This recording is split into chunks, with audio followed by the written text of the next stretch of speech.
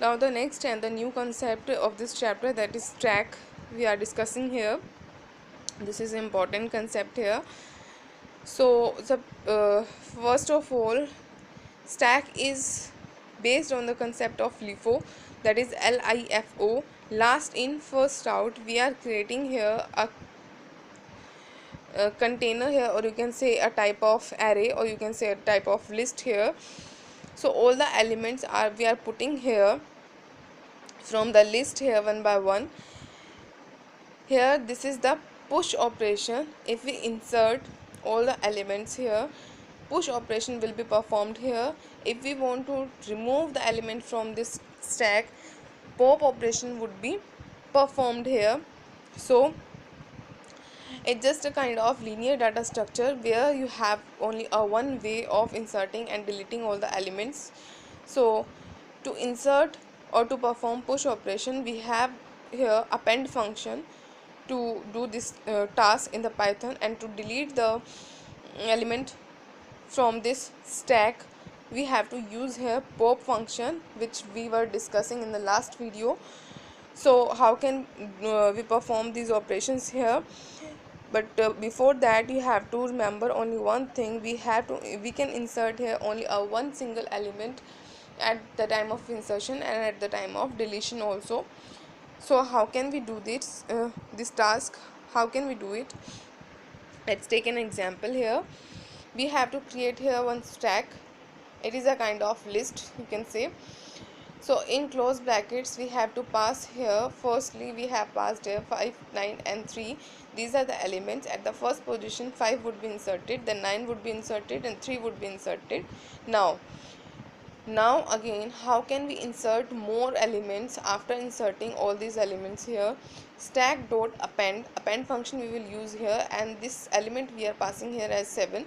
So 7 would be stored in the stack here after 3. Now again stack that dot append 11. Now the 11 will be stored at the last position of this stack here. This is a start, this is the point from where we have to push and we have to pop all these elements. Push and pop again and again. We are saying push again. I am repeating, push operation is used to insert the element, and pop operation is used to delete the element from the stack. So finally print the stack. So if you print the stack, it will give you as a list 5, 9, 3, 7 and 11, in which order we have to store all these elements here. Now how can we delete it? Insertion is very simple. How can we delete it? So for deletion of the elements here, print stack dot pop. Pop function is used to delete the element from the stack here.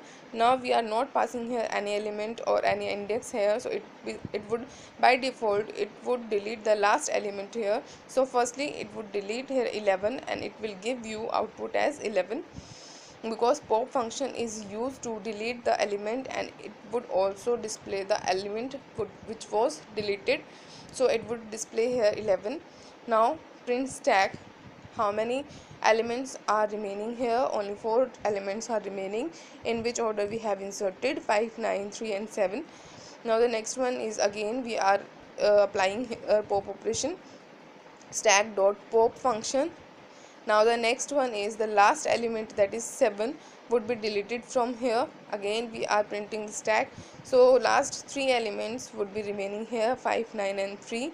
Of course this is a point to remember, that order in which we are inserted, it will not be interrupted.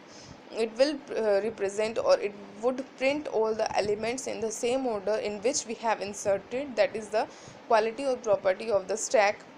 That's why it's known as LIFO, last in first out. That means the element which was last added to the stack, it would comes first out. Now the next topic is applications of stack.